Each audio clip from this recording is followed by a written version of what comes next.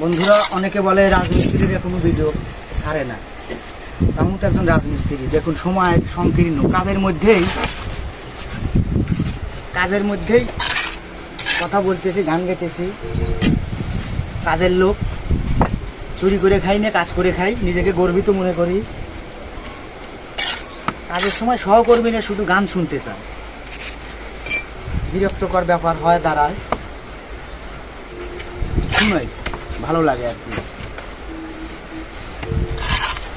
ছেলে আমার মস্ত মানুষ, মস্ত অফিসার, মস্ত ফ্ল্যাটে যায় না দেখা এপার ওপার।